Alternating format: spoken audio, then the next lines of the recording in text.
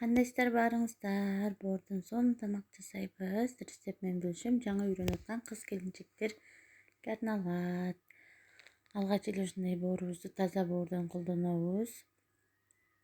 Койдун боордон колдонуп атам мен. Ушундай пленкасын алып салабыз.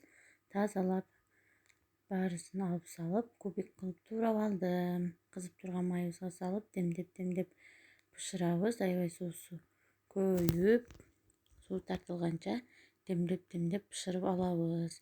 Мен бир аз картошка коштум. Балдар эт жебегендиктен картошка кошуп койдум. Картошка кошпой эле пияз менен кууруп алсаңыздар сонун чыгат.